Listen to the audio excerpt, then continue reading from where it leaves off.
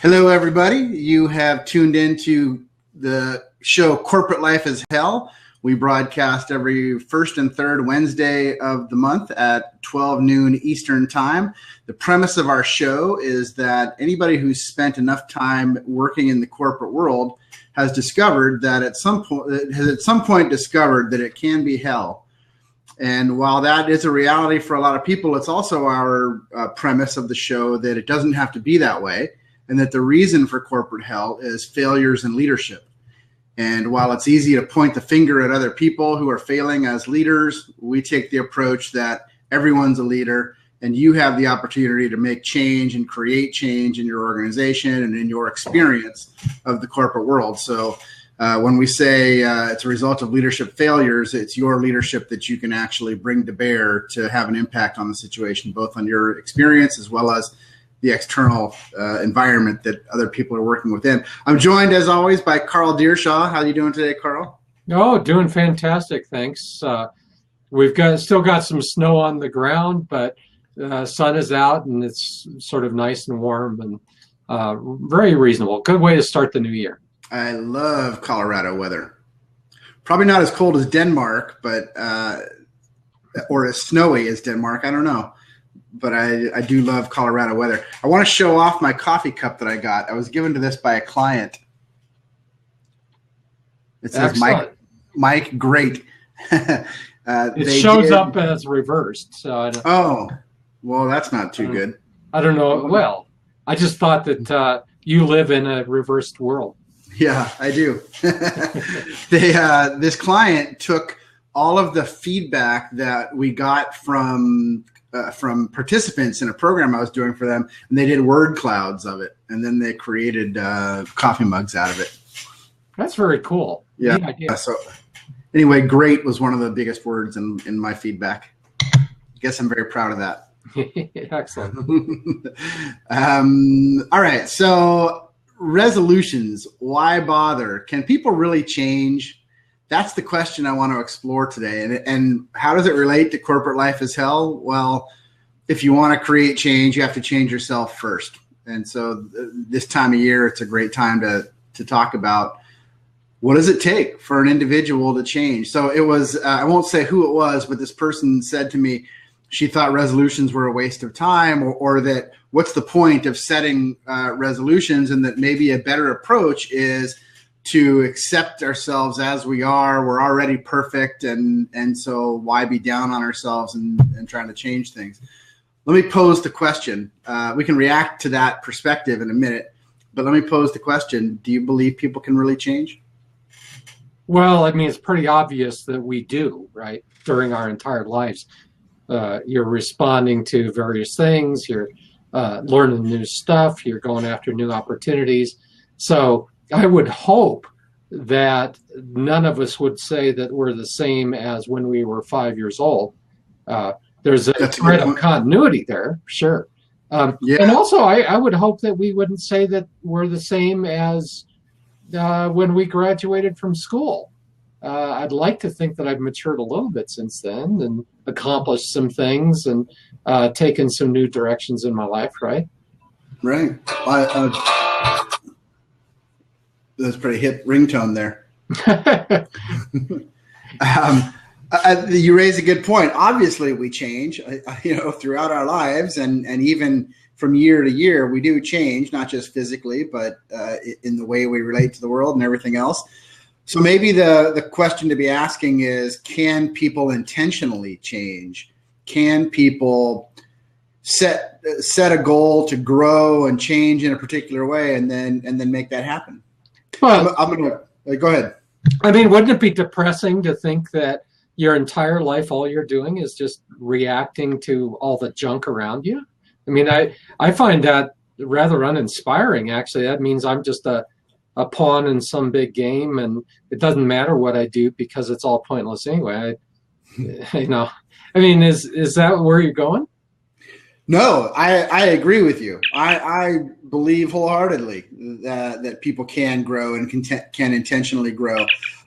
I also know it's difficult, it's challenging, and that's why I thought the question was relevant right now, especially around the time of year when people set resolutions. And most people who set resolutions, I don't know, have, actual data on this, but most people would agree that we set resolutions within a few weeks, or maybe even within a few days, we've fallen down and we're back to the status quo. So while people can really change, the power of the status quo is tremendously strong. Oh yeah, sure. I mean, we're built to have momentum, and for whatever reason, the human animal likes to stay on course, to not change very much. Honestly, I don't really do the resolution thing. I don't find it to be very inspiring for what I do. Now, do I have a new emphasis for what I'm working on in 2016? Absolutely, I do, on both the personal side and the business side. But there's so much cultural junk around the idea of resolutions that I find that it's not useful to me to jump on that. I know, some people do. It's like, okay, I'm going to resolve. This is the year that I do this, and I'm going to be serious about it every day. And, that works for some people. That's fantastic. The culture is pretty cynical about it. Culture says that, most people fail. On the other hand, one of the statistics I work with is most businesses fail within their first 5 years.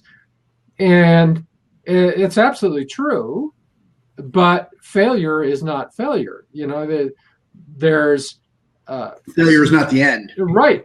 And the fact is that if you try and fail and you learn from it, then it's not a waste. Then what you do is you go off and do something else, and you've learned from it, and the next time is better.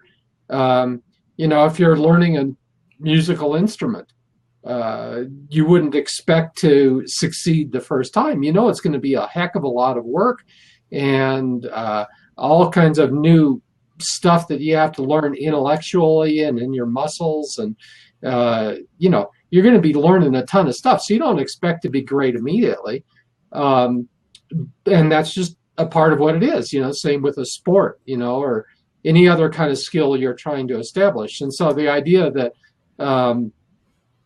business is somehow different and you have to hit it out of the park the first time, it's like, I don't know if that's the way it works.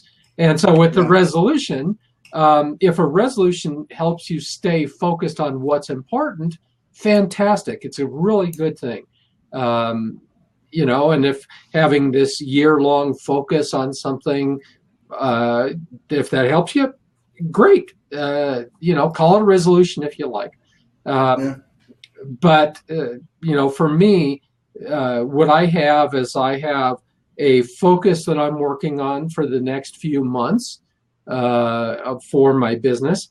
I have some things that I'm doing in my personal life with my spirituality and personal balance and stuff like that, but I don't link that to the beginning of the new year. I actually mostly started that around Thanksgiving time in November. Yeah,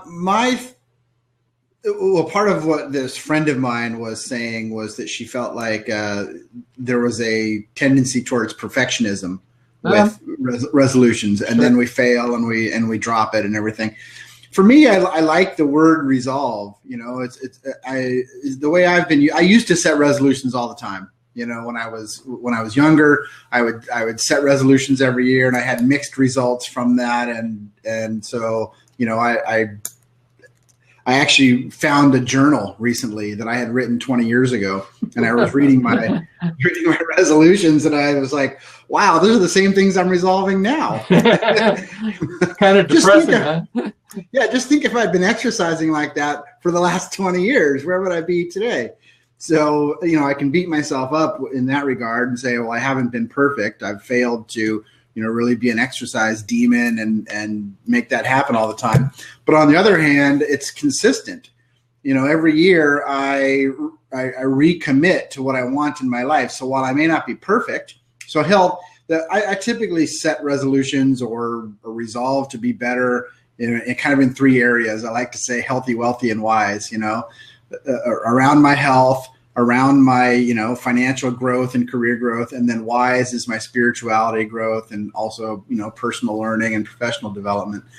And so every year it's a time for me to sort of reconnect to it. Just the turning of the new year, rather than go out and get drunk at a New Year's Eve party, I find myself reflecting, how has my year been and what do I want to be more like this year? So rather than set a goal, I'm going to do 20 push-ups every day, I resolve to be healthy. And this year I decided to just focus on that one thing. I resolve to be healthier, which I've been resolving since since 20 years ago or more, but it's just a way of repeating it to myself, I suppose. Well, and, there's a lot of current knowledge now around what works with forming habits and changing attitudes and stuff. There's great stuff out there. And, like anything, different techniques work for different people. Yeah. I like to tell people that, there's a million diets in the world. And, they probably all work for somebody. Yeah. And so really the challenge is, if you want a diet, then, which one is going to work for you and the way you think and your lifestyle and the way your body works and all that kind of stuff. But also, what is it that you can commit to? And that really, I think, that's the biggest barrier. So if you've got a particular exercise thing that you're trying out, great. Is it something you can commit to and say, all right, I'm going to try really hard to make this a habit. I know that forming a habit typically takes 21 days. At least that's what people say. So I will give it a try for 21 days. I'll be really serious about it. I'll look at, is it giving me results? And, how do I feel before, during, and after? And I will give that a shot. And, if I fail at it, fine. But then what did I learn from the experience? Yeah. And, chances are it won't be perfect. You're right. There is a lot out there. And I love to read these kinds of books. One book that I really enjoyed recently was called Mini Habits. And the premise behind this was, well, here's sort of the background of it. The background of it is we create change either through motivation or by willpower. And each of those has a problem. Motivation is incredibly strong, but it's very unreliable. It comes and goes. One day it's there in spades and the next day it's completely missing. Willpower is something that's a perishable resource. It actually literally or physically drains energy from us to exercise will. And so we run out of it and we can't sustain it. We do something for a period of time that we lose it. So this premise behind Mini Habits is to come up with a step or a task that you want to do that's aligned with your goal or with your resolution. And it's got to be so incredibly tiny that you can't not do it. So for example, the one that I used was one push-up. I will do one push-up every day. Cool. And even that one, it could be 11 o'clock at night and I'm going to sleep and I realize I didn't do my push-up today and I can get up and do it or do it in the bed or something. And here's the premise behind it. We almost never only do that one little thing. So the hard part about anything is starting. If I say I'm going to work out 30 minutes every day, I have this daunting thing that stands before me about working out. So I make this thing so incredibly simple. I do one push-up and then I start, and then I end up doing 20 is what happens. And so every day, and then I'm able to really build that repetition. 20 days in a row, I've done push-ups. And I feel very proud of myself. And it doesn't have to have been, I did 100 push-ups every day. I'm doing push-ups every day, period. I'm building that habit. And then once you've started, the motivation kicks in. I'm not motivated to work out, but I do one push up and something strange happens. Well, I do a couple more, and then before I know it, I'm motivated to finish. Yeah, and that's an example, I think, of finding a technique that happens to work for you. And there's lots of stuff out there. Like, some people like getting into competitions. So you say, okay, I'll do it with you. I mean, if you're going to go join a gym, you always want to do it with a friend so that you can hold each other accountable, right? And get that thing going on and, get a little competition going. It's all good. So that works for some people. Some people like to gamify something. So you say, well, I'm going to reward myself, or I'm going to, watch this measure, and when that improves, I'm going to feel really, really good about it, and, I'm going to make a game out of it. I was able to do 10 push-ups today. Can I do 11 tomorrow? Yeah. That whole thing. Yeah. And, these are all great techniques. The challenge is finding what works for you. The good news is that you've got a lifetime to work on this stuff. So you've got time to try different things, and, your life situation changes. You get older, you have kids, you get married, you have different jobs, you've got different lifestyle, you're interested in different things. So hopefully over the course of your lifetime, you're trying out these different things, and, maybe different things work at different times. That's okay. So I'm getting on your sound quality, it could be my speakers or my headphones. I'm getting like a distortion a little bit. I don't know. Okay. But I can hear you, so it's okay. Well, and it comes and goes. Okay, but Billy's seeing it also. So, yeah, you got to find what works for you. Absolutely. Well, we had Derek, and then we lost Derek. Another book. I'm all about the recommendation of books. So Mini Habits was a great one for me to sort of stimulate motivation and will with something very small to get started. More of a scientific approach. A great book I read recently was The Willpower Instinct. I read it actually a year ago or so. Written by a researcher at Harvard, and she runs this class on willpower, and so I don't know what else to say about it other than great book to try, The Willpower Instinct. Okay, excellent. I'm wondering, actually, maybe part of what we should be doing when we capture these as YouTube videos is to, in the notes, to capture some of these resources that we're creating here. Yeah, okay. That might be a good idea. Yeah. And any of us can do that too. You can go back there and make a comment on it, or I'll even give you access so you're able to get in there and edit some of that stuff too. Okay, so starting good. So let's get back to the beginning question. So I think we have really two questions. First is, why bother with resolutions? And then the second one is, can we really change? And with the can we really change, I think it's more of a philosophical thing, that if you've given up and you've decided that you can't change, that really means you don't want to change. And that, I think that means that you should stop complaining about the course of your life, because all it's doing is frustrating you. Then your mission is to be as happy as you can with your life situation, and say, I'm going to live in the moment. That's what I choose to do.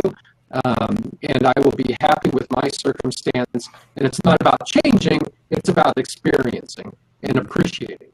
Okay? And that's fine. But a lot of people also want to say, I want my situation to be different a year from now than it is now. I want a different job. I want to be healthier, whatever. And in that case, then who else is going to do it besides you? If you want to change the course of your career, leaving that in the hands of other people, I'd say is probably not a wise decision, because they're not going to make the decision that you would like them to make. Mm-hmm. So you better get to work. Right. I absolutely think that the determining factor on whether or not people can change is whether or not they want it. I was going to say how badly they want it. It's not even how badly they want it. It's how clearly they want it. Ooh, yeah. You know, so the first step is you got to actually want some change in your life. You want things to be different. You want yourself to be a little bit different. And that's not enough in itself, but that's sort of the table stakes. If you don't have that, then you're never going to create change. From there, then you find strategies, you find the will, you find the motivation, you create ways of getting yourself from where you are to where you want to be. But you have to have that want. I know you do a lot of coaching, Carl. I do a lot of coaching with leaders, and what I find is that when it fails, when it doesn't go well, when maybe a client feels like they didn't achieve, anything from the coaching, it almost always boils down to they weren't sure what they wanted. They wanted a coach to make them better, but they weren't really sure what they wanted to do different or how they wanted to be different. And so we never really got anywhere. Whereas those people who have a very clear idea of where they want to go, or at least a strong want, I have a really strong want to be different, to do something different, to grow in some way. And they might not even be clear about it yet, but the desire is there. Then it's like effortless coaching. It's effortless coaching to just help them get clarity, help them see what's in their way, help them find strategies, and people actually change. That's why I know for a fact that people can change, is because I've seen it. I've watched people grow intentionally. I've done it myself. I've taken steps in my life that, I could have very easily felt like a victim and stayed in forever, but I didn't. I created change. So I believe wholeheartedly people can change for the better. And the fact is that, that's the high points of your life. When you accomplish something great, when you've done something new and different and interesting and valuable. So I like Billy Bob's comment here about, people want the problem to go away and have somebody else fix it. And we're all like this, right? Come on, But do you stay like that? Right. The point is that at some point you have to grow up and realize that that's not a good strategy for creating the life that you want. At some point, you've got to make the investment. And yeah, it's kind of hard work, and maybe very hard work. But what else are you going to spend your life doing? Is having life just about having fun and enjoying the ride, and extracting as much from the universe as you can during the 50 or 60 or 100 years or whatever that you're given. If that's what you want to do, fine. But don't expect the universe to think that it owes you anything. And the people that I work with, what we work on is, what is your purpose and mission, that deeper thing that's driving you? How deeply can we get in there? And for some people, it's like, I want to make a difference in the world. I don't know what that means yet, but I want to figure it out so that I can make a difference.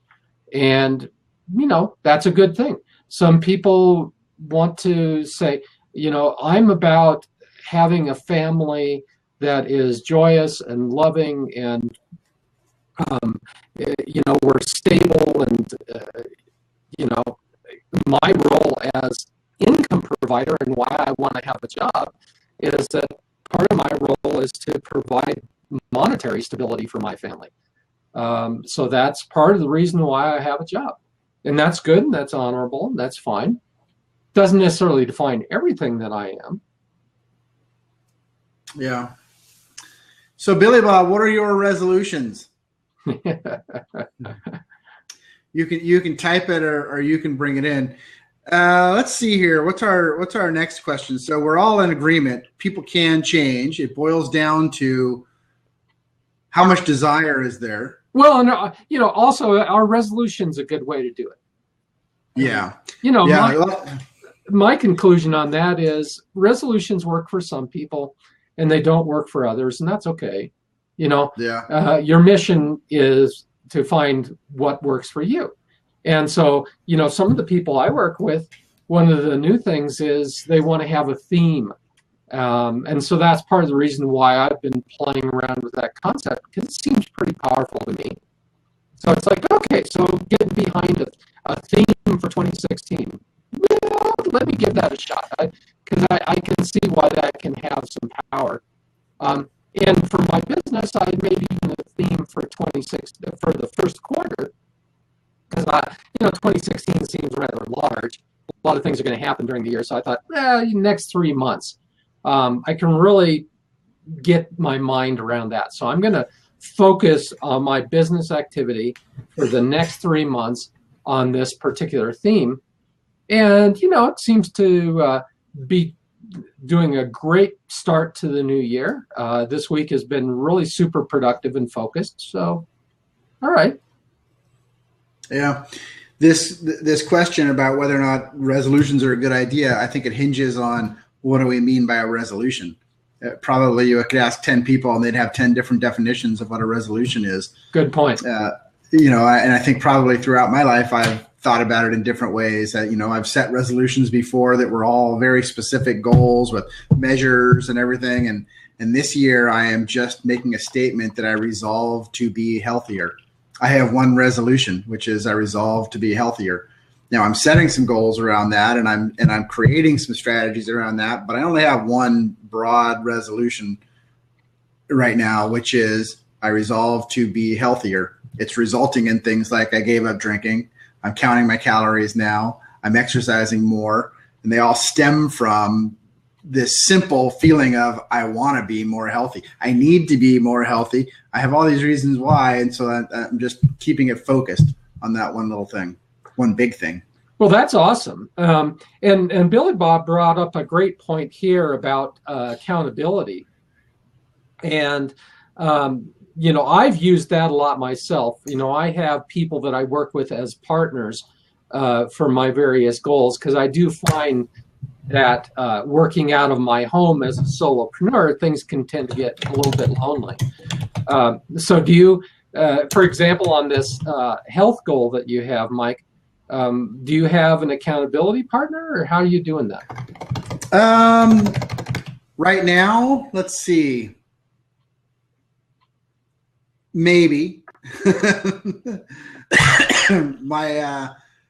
I say maybe because that's my wife. My wife and I have been talking about it quite a bit. So not in ways that I have set up accountability partners before. I mean, I know what you're referring to, and I've used that strategy very effectively in the past, and I don't right now. Maybe I have one, which is my dog. Interesting. Every morning I run with my dog. I actually ride my bike and he runs next to me, and he's very insistent. So there are even mornings where I don't want to do it, and he's whining at me and he's nuzzling, he's forcing his face into my hands. And so that's not what that's not necessarily what you had in mind, but I have somebody who expects me to get out and exercise, and there's some accountability in that. Well, there is accountability. The other thing that I've seen people talking about recently is the concept of a trigger. And that's kind of cool, actually. So the concept of a trigger is that there's things that you're doing already. And if you can link what you're trying to add to that activity. So for instance, let's say that I eat breakfast every day, but I'm not going to eat breakfast until I go out and run for 30 minutes. Okay, then I'll come back, have a nice breakfast, read the paper, be a little bit relaxed, calm down, get focused on the day. And the fact that you've linked it to breakfast can be a really powerful thing. Mm-hmm. The best example I have of this that I did when I was working in corporate, I started a practice of parking a mile away from the work site. And so it actually, I had a nice little walk into work. So, about 15 minutes, listen to my iPod and get my mind around what I was going to do for the day and thinking, okay, I'm exercising a little bit. Okay. Then that was great because at the end of the day, I had no choice but to walk back to the car. Gotta get home. And if I was in a hurry, I'd better hoof it and get out there and do a little bit of a jog and run because the car is a mile away. I don't really have any choice about it. And so it ended up being a really interesting technique of linking to something that I was already doing. I was already driving to work and everything, but with just a really simple little change, I could get myself into this exercise regime. And it also had the benefit of helping me do a transition from non-work to work and back again. It helped to have that mental shift as well. I think that was one of the ideas in the Willpower Instinct book as well. But I think it's the core idea in I think the author is Charles Duhigg, Power of Habit. Have you read that one? No, I haven't. Oh yeah, he talks a lot about triggers. It's another book worth checking out in this regard. So Billy Bob said his resolutions are accountability, health, and business. I just failed that question with Carl about have I set up accountability partners yet? That wasn't a pass-fail question. No, I know. No, that's that's the meaning that I assigned to how I answered that question. Billy Bob, I'd be curious to hear how you're attacking that one and how you're setting up accountability. And actually, you're joining us right now to tell us. What's up, Billy Bob? Hey guys. Hey, how you doing today? I'm doing well. Happy New Year. Yeah, same for you. Happy New Year. So basically what I try to do is just set up a lot of systems because when you own your own business, you can get into this world where you're really not accountable to anyone. Yeah. And so I wanted to this year set up a lot more external accountability where if there's some commitment I've made, I'm not just negotiating with myself when it's time to say, okay, I didn't get it done this week. Self, I'm going to cut you a break this time. You can do it. Right. Yeah, I mean, we all do this, right? Right.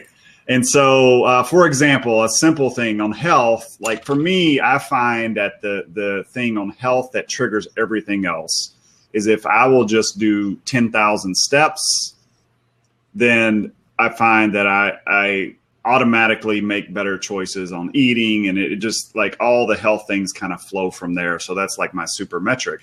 So, I have the Fitbit, and Fitbit, you can go set up groups of friends.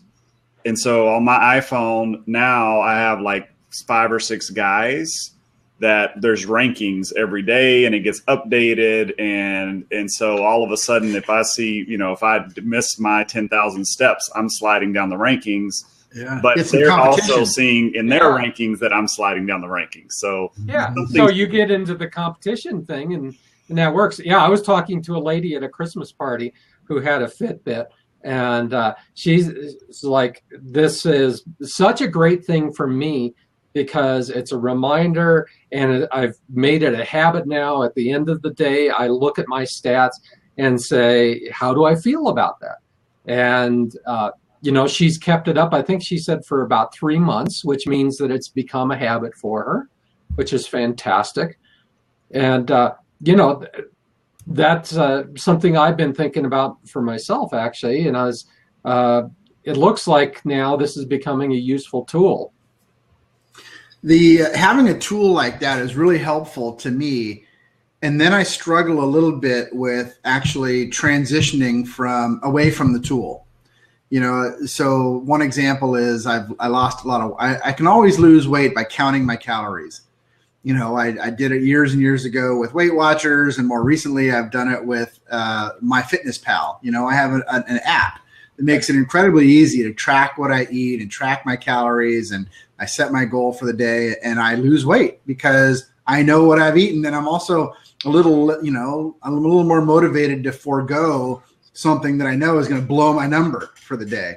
You know, I like to see that I'm staying in this number and I get there. And then maybe I get a habit of, but you know, at some point, 3 months down the road, I lose the weight. I feel good. It's hard for me to keep counting my calories. It's a tedious thing to do. I feel like I've got this figured out.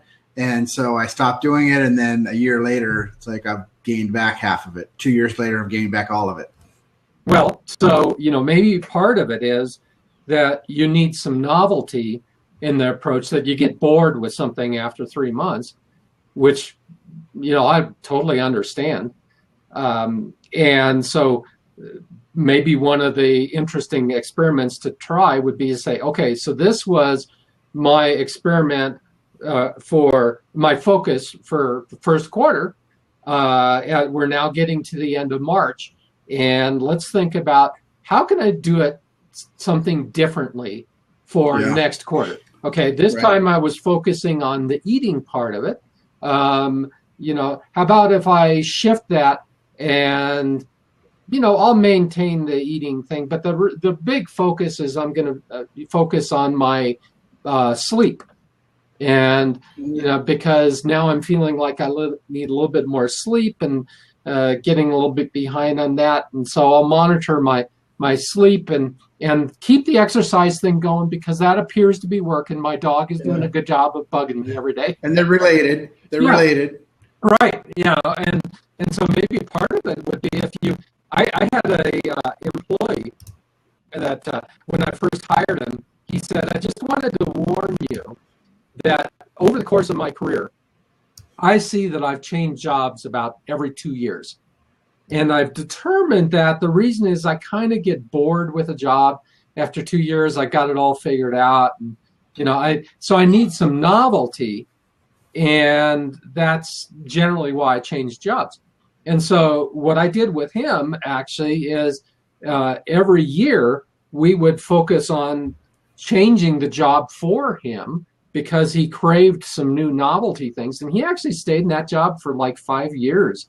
I was rather surprised, but, you know, it was new enough for him that he could still stick around and say, okay, you know, it's worth being committed to for a longer period of time, because it doesn't feel boring anymore. So maybe that's part of it, is just what can you do to inject some novelty into the That's absolutely part of it. I do get that was me in my career. Every 18 months I was looking for a new job, looking for a new challenge. And I still feel that way. You know, after I've been doing things a certain way for a couple of years, I need to shift. I need to start doing something in a different way. And I'm not sure why that is. But I need to work with it, not just wonder about it, you know. So find new ways of staying motivated, new ways of tracking my health, new ways of creating accountability. Yeah. Well, and that's my other problem with resolutions, is that they're annual, whereas I think it's a great process to go through. Just do it more often. You know, who says they're annual? Who cares, right? Yeah, you know, and if the whole January 1st thing doesn't do it for you, well, then do it some other way. You know, maybe you get into the school year and, you know, we're thinking, all right, you know, going to focus on a new thing. The kids are at a different place. I should be at a different place. Starting in September, I'm going to resolve to be something different. You know, fine, you know, and who says that a year duration is valuable? You know, it could be maybe you want to focus on something for a month or a quarter or 3 years, you know. Right. Who knows? I mean, there's no rules around these kind of things. It gets back to what works for you. Yeah, exactly. In different areas of your life, I think you're going to see different things.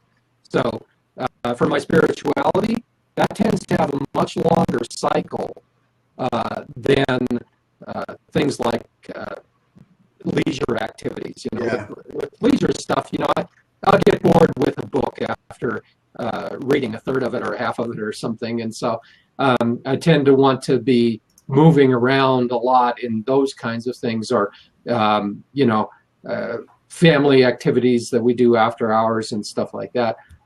For work stuff, I think I've got a couple of different cycles. There's the quarterly thing for a particular focus area is good. But then I also have a longer cycle that seems to be maybe on the order of 2 years or something like that, where I need to be rejuvenating periodically. But that's something that's much deeper than just what am I focusing my energies on most of the day. Yeah.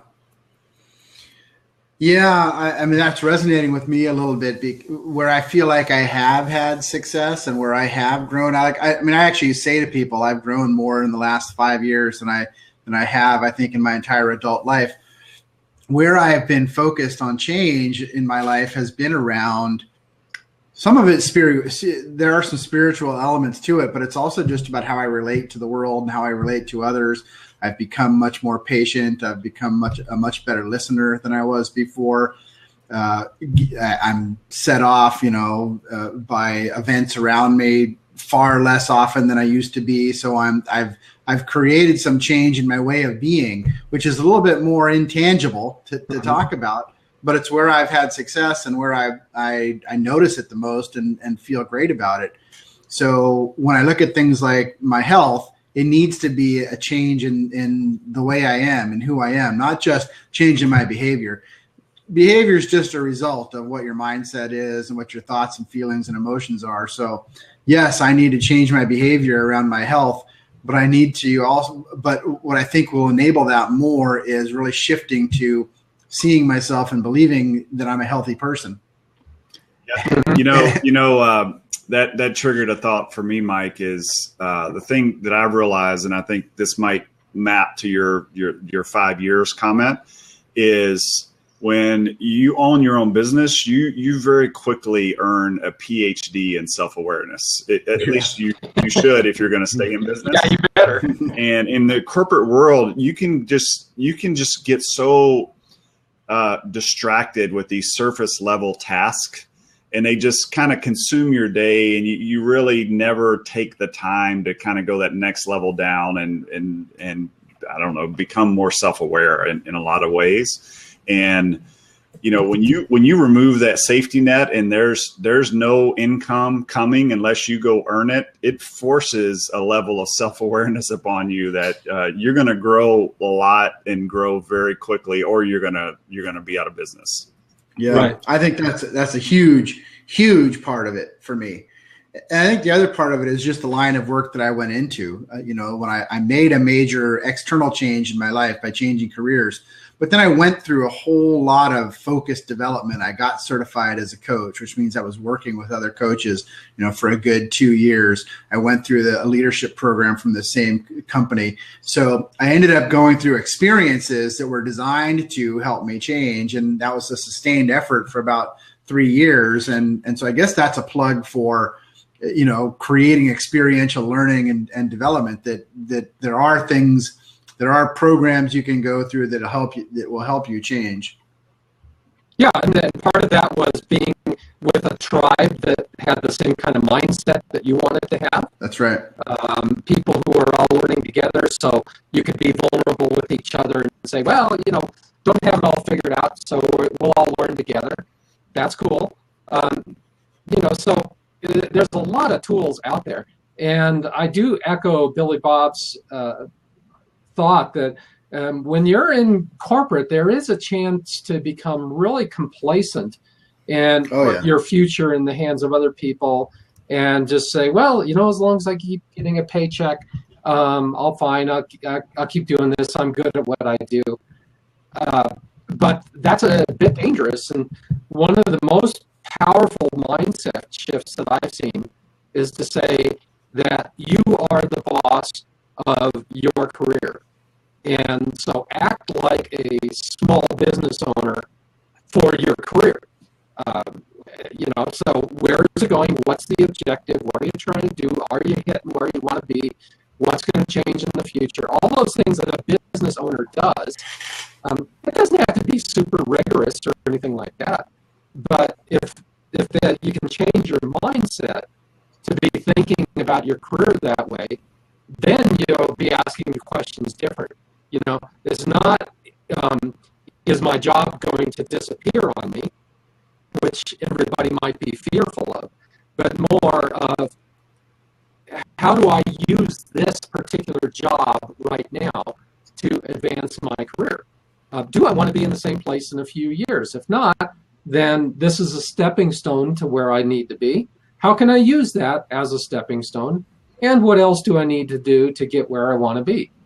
And a lot of people never ask those questions, but it's a really powerful shift. And you may decide that I want to continue being in the job that I'm currently in. I enjoy it. I'm learning stuff. I'm with great people. Fantastic. No problem with that. And nobody's saying that you need to be changing jobs every 6 months or every few years. You stay in a job as long as you want to, but it is your choice. Well, it is your choice. That was one of the big words I wrote down on my note page here about today's conversation, is the role of choice in all of this. I mean, if I think about the meaning of the word I resolve, it means I choose. I choose to be different. I choose to do something different going forward. I resolve to do this. So I think that choice is at the heart of it. Yeah, absolutely. Well, the other cool thing about New Year's resolutions, Mike and Carl, is when I was in enterprise sales, we would constantly try to invent a reason why this month is the month. Like there's some big event that you need to get it done this month. So you were constantly trying to be creative in inventing a closing event. And I think really to Carl's point earlier about how you almost have to trick yourself and constantly changing up. Now it's like, okay, I'm constantly inventing starting events, right? It's like, okay, what's a reason? January 1st is a perfect excuse to start some positive habit. Well, February 1st is going to be, I'm going to invent another excuse to start something else. And so getting creative and almost inventing these reasons to start new things all year long is, I think, a powerful habit to develop. Yeah. Yeah, absolutely. I've used that during my entire career. Both the starting and the ending. There's also something that's great about saying, I completed this week or this month. And you get a little bit reflective and think about, okay, so how's that fit into my bigger picture? And, very, very useful. So, Mike, as we get towards the end of the show here, I'm thinking it might be useful to just highlight maybe a few things that each of us took away from this discussion that might be useful for ourselves and others. Well, here's mine. Mine is that I have some work to do. So I feel like I took the holidays off. Yeah. I was not very good during the holidays with respect to the things that I want to focus on. I was, relaxing is good, but I was away from work for a while. And so I have a feeling now, and just this morning, I took my mother-in-law to the airport. So our last guest has left the house. And so I'm recovering from all the alcohol of the last 3 weeks and the food and everything. And I had this just strong feeling of, there is no tomorrow. There is no, I'll do it when the last guest is gone. It's now. Yeah. And so, so one of the thoughts is accountability. I need to sit down and actually create some accountability around the things I want to do.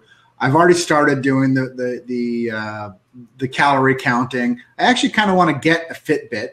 I wanted one for Christmas and nobody got it for me. Maybe I need to go out and buy myself a Fitbit. Mm-hmm. But I need but I want to create some structures that are aligned with the change I want to create for myself right now. It's time for structure. Excellent. Yeah, and for me, I'm thinking about this first quarter focus that I have with my business. And part of what I need to do is to share that with some of my accountability partners to say, okay, so, not just the week-to-week stuff that I'm doing, but, this sort of intermediate term picture. So that's something that I'm going to be doing. I've got a couple more discussions this week that'll be really useful to talk about that, because that's part of what I've done with my clients as we got towards the end of the year, was to talk about, okay, let's think about that big picture again. What's 2016? What's the big goals for that? And, so I need to do that for myself, and to use some of my partners that way as well. Billy Bob? Yeah, so I really liked a lot of what Carl was saying about how you kind of have to mix it up throughout the year to keep yourself going and keep things interesting. And I think that's the way I've thought about resolutions. Slightly different this year, is almost more like a series of sprints. Mm-hmm. So, maybe there's a theme for the year, but I sort of understand within my business and even within my personal life with kids, I know there's a certain flow of the family that corresponds to the school calendar, right? So you can kind of almost map in that. And with business, I sort of know the cycles of the year that go in with business. And so when I try to overlay all these kind of big themes and kind of the cycles that go on, and then trying to overlay these sprints within those so that I can keep myself focused. Because I think, to Carl's point, I know I'm not going to stick with a set of big things and just watch slow progress towards those over 12 months. My attention span is shorter than the length of this blab. So I've got to kind of build in a sprint mentality for that. Very cool. Excellent. Well, that was good summary of what we've talked about. I do need to run, Mike, because I've got a in a couple minutes. We're past our 45 minutes, but I want to make a plug for 2 weeks from now. On January 20th, we have Chris Hutchinson joining the show. He's the author of Ripple, and I know you've got a copy of it right there. Do you want to say anything at all about Chris, Carl? Because I know he's somebody you know, and you've invited him on. So, I've known Chris for a number of years. He does excellent work in organizations. A lot of it is with management teams on how do they create environments where people are focused, productive, joyous, and really energized and stuff like that. But he brings to it a philosophy of self-empowerment that I really wanted to explore here. And that's why he wrote the book, is because he wants to bring this mindset of how do we take control over all of this stuff that we're doing in business? How do we make a difference as individuals, as a larger organization? And so anyway, I'm really excited to have him on in a couple of weeks. So I hope that everybody will put that on their calendar and have a chance to join us. Well, that self-empowerment really fits with the theme of our show. Yeah, absolutely. Developing your own leadership to have an impact on your experience. Right. So, okay. Well, I need to run. So do I. And thank you everybody for joining. I'm gonna pause. I'm gonna end the recording here.